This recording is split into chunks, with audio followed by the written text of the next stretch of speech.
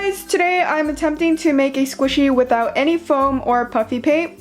This method is not going to squish exactly like a squishy. It sometimes doesn't rise up all the way, but I think this method works pretty well considering that it doesn't use any foam. I actually filmed this outside of my house, so I improvised a tripod. The video might be a little shaky, so I'm sorry about that. Oh yeah, and I also wanted to show you this homemade squishy I made. It's a Totoro and the doll's holding it, and I think it looks absolutely adorable. And this is a giant version of that Totoro. So you're going to need a Ziploc bag, and I cut mine in half and taped it. You're also going to need stuffing. What you're going to do is put the stuffing inside the Ziploc bag, and you want to make sure not to put in too much because then it won't squish well, it'll just feel hard. Then I'm shaping the Ziploc bag to form a egg pudding shape, and I'm using double-sided tape for this.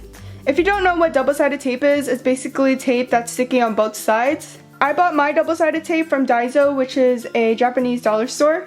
You could probably also use regular tape too. I have another video that's similar to the method I used for this video, except I used tape and regular puffy paint. If you're interested, I'll leave that video in the description box below.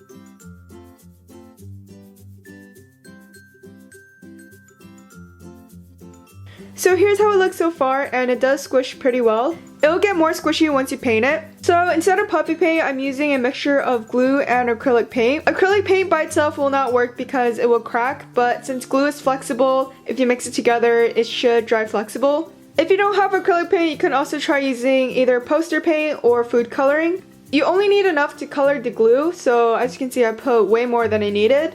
So the consistency should still be like glue. It should be drippy and kind of stringy. I got a piece of paper stuck on the double-sided tape, so that's that white thing over there. When you're painting this, you want to make sure to make multiple very thin coats. You don't want to do thick coats because it will drip and it'll dry like that. So the thinner your layers are, the smoother the paint will look. So this is how it looks after 2 coats. I'm back home now, and I painted the first layer of the brown paint, which is going to be the caramel. As for the yellow paint, I think I did about 4 coats. This does take a while to dry, so if you want to speed up the process, you can use a fan, but don't use a blow dryer because the glue will dry wrinkly if you do.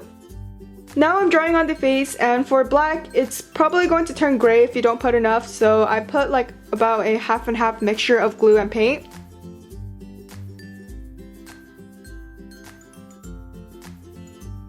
I'm using a toothpick to help me draw on the face.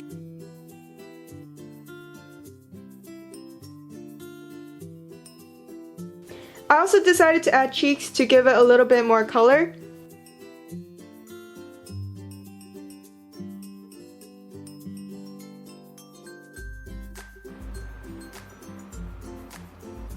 So here's the finished squishy. It's not the best way to make a squishy. I would only recommend this if you're broke because the squishy doesn't rise up all the way all the time, and it's not a good squishy. But if you're broke, you basically can find all the materials in your house except for maybe the acrylic paint. And this is like the closest thing you could get to a squishy without any foam.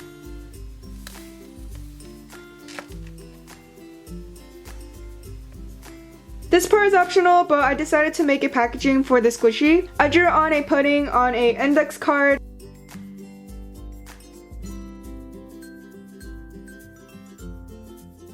After I was done drawing it, I cut it out and taped it onto a plastic bag.